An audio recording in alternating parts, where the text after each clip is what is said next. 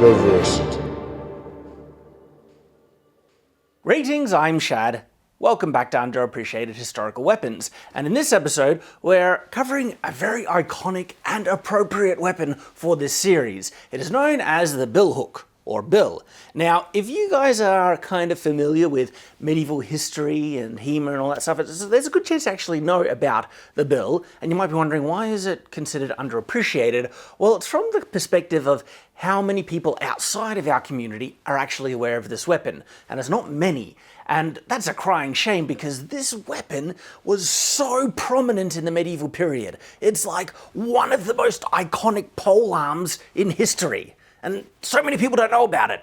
But there's also a bit of interesting information about the bill, its origin, how it's used, and why it became so prominent. So the bill evolved from an agricultural tool, and if you're in Britain, UK, you probably know of it as the bill or billhook, but if you're in the US, they're commonly called a brush axe. But what's interesting, say, about the brush axe is that that's generally considered a smaller one-handed tool, and the billhook is more commonly associated with being a large, long pole arm. But the interesting thing is, even in the medieval period, there were weapon variants that were one-handed. So the utility of the bill in its most basic state is quite obvious. You have kind of like a cutting edge with a hook on the end, and so if you put that on a pole of some kind that's a bit longer, you can reach up to branches that you couldn't reach, without this tool's assistance. Get the hook, the bladed hook, over the edge of a branch and just kind of cut it down. And even the one-handed variants, because with the one-handed ones, you don't get too much additional reach, so you generally will be cutting things that you could reach otherwise,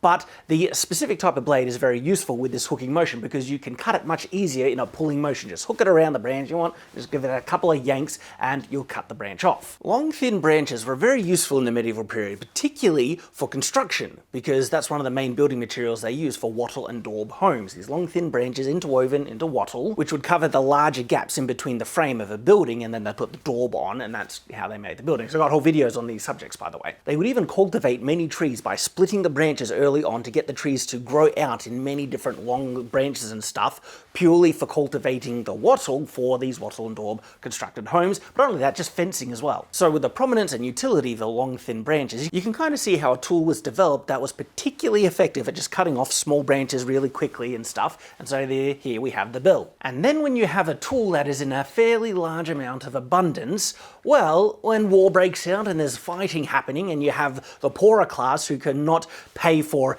dedicated weapons that were made for the task, they resort to looking at tools to see if they can reappropriate the tools as weapons, and this is clearly how the weapon variant of the billhook came about. But it didn't stay as a tool, it actually evolved, and a couple of additions were placed on the billhook weapon to make it more effective in combat, and it was so effective that it basically became a dedicated weapon even in and of itself, even though it started out as an agricultural tool. The bill became so common, in fact, that a designation came about to identify the type of soldiers that used it: billmen.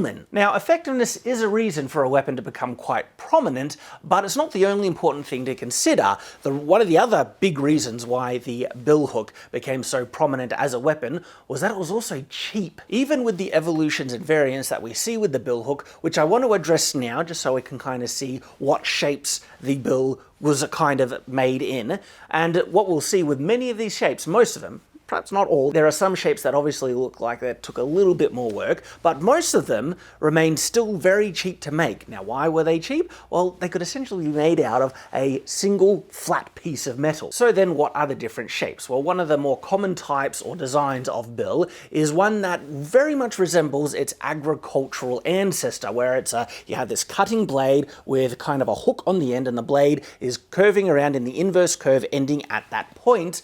But then what we see is a couple of additions because, all right, if you just look at the agricultural variant, it's good at cutting and it has that point to kind of stab into things. What about thrusting? Thrusting is very useful. And so spikes were added to the tip to add thrusting capacity. And then an additional kind of back end like spike on the back end of the bill, so you can flip it around and do big, wide sweeping like piercing attacks on that end. So this is the kind of iconic and classic style of bill, but what we see evolutions around is the cutting end of it, okay? We see many bills that are much longer, which have a very pronounced curve, like the agricultural ancestor, but then what we also see is some variants of the billhook where that spiked curve starts to become less prominent, they get a bit more flat, bit more squat, and some of them seem to just have like a flat, outwards curving, almost axe-like head without very much inward kind of curve, making it dissimilar enough to its origin, yet still the iconic bill. And also what's interesting about this flat, more squat, it's almost very much more similar to a poleaxe, this variant, but it's still much cheaper to make, hence why it was still very prominent and popular, and it was also very effective, of course. I just want to quickly expound upon the prominence of the billhook. You see, if you were a soldier in the medieval period and you were the poorer class and you wanted to use a polearm, it's very high chances that you would have ended up using a billhook. Again, because it's cheap and it's really effective. There are other polearms, of course, and when it comes to polearms, there are so many variants, but the billhook is one of the more common ones, okay? Now, if you are more wealthy, you didn't have to be a knight or a nobility or anything, but if you just had more money, generally it seems like weapons such as the poleaxe or halberd were picked over the billhook. Not necessarily because they're better, but there is a bit more prestige there. It's a bit more expensive to make those types of weapons. They look a bit more fancy, and of course they are very, very effective. And when it comes to standard types of, say, poleaxe, there are certain additions on the standard designs that are very beneficial. You have languettes on the side, which helps fix the polearm head, and there's kind of a small disc guard that also helps your hand from sliding down all the way and gives you a bit more protection. And so when it comes to a dedicated battlefield weapon, generally a poleaxe has some advantages over a standard billhook, and this is the same with a halberd as well. But those advantages aren't huge, and if you didn't have a lot of money, the billhook would be a perfect option. Now, you might have just had a bill as, you know, a tool in your shed. Well, you wouldn't have a shed, but, you know, it was lying around your home somewhere, okay? Or you could purchase a bill that was made as a dedicated weapon, but it'll still be cheaper because they're cheaper to make. Now, going back to how they're cheaper to make because they're made out of one sheet of metal, even the more complex kind of designs, you can see how they're actually made. For instance, look at this bill here, where you see a kind of strong curve and a spike. You can see how that was actually made, where the curved part of the blade and the spike were once one, and they just, Smith just split it down the middle and then curved that spike over, keeping the rest kind of flat, and then they can either branch, so the spike, they can branch off a bit on the side and then hammer it out so it's sticking on end, flatten it, extend a base of it, and then curve it around so it can curve around the head of a staff. And then you have a very standard type of bill, and it was pretty cheap to make. You see, in contrast to this, when you look at a halberd or poleaxe, generally it seems like the axe and the spike and even the back ends are made separately, and if not separately, a bit more fiddling and difficulty to make, especially if you're adding those side kind of languettes. Am I saying that right? It seems like some of these pieces would need to be made separately and then forge welded together. Now, as to the effectiveness of the billhook in battle, well, you can kind of see it. It's mostly self-evident because you have a lot of options if you're using this type of polearm. You have a strong cutting kind of end. Now, it also depends on the design because there are certain bills that have a much more curved kind of blade and then ones that have a much more flat axe-like head. But with either of them, you still have a lot of cutting power. Now, the type of bill that has the stronger curve, that has a lot of penetrative capacity, okay?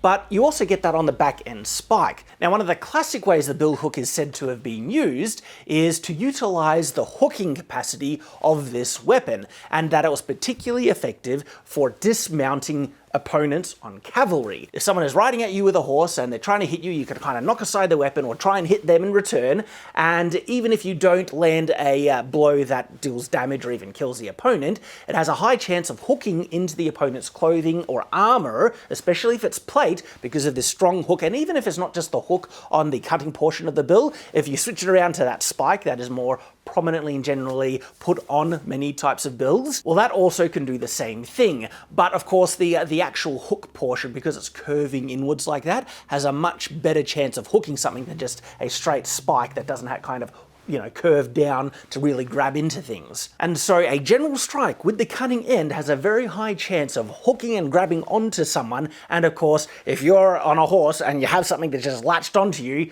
there's a good chance that that will pull yourself off your horse and you're dismounted, and then it's pretty easy for the guys to dispatch you. Now, this also makes sense in regards to the type of people who are commonly associated with using the bill, which is the poorer kind of class of soldiers, and that would generally mean that they wouldn't be mounted cavalry. And not being mounted cavalry, there is still a good chance that they might be fighting people on horses, and so having a weapon that is, has certain advantages to combat people on horses, well, it gives you a certain advantage, but that's not just say its, only use is for taking on people's, enemies on horses. It's still a very effective weapon to combat, opponents on foot. You have a strong cutting end, a really powerful thrusting end, and if you flip it around, you have a very powerful piercing end with a big wide strike. So it's a versatile, cheap, and effective weapon. So just with those three things put together, you then have one of the more prominent polearms of medieval history, the good old bill. So there we go. Now, if you are depicting or adapting a medieval setting, whether it's for whatever, role-playing, fantasy, writing, and such, please do remember the prominent place that the billhook has. And if you have common, lesser, not as rich soldiers and stuff like that, this is a very prominent weapon that they would logically be equipped with, depending on how true you're being to the medieval setting. So thank you for watching. I do hope you have enjoyed, and of course, I hope to see you again. So until that time, farewell.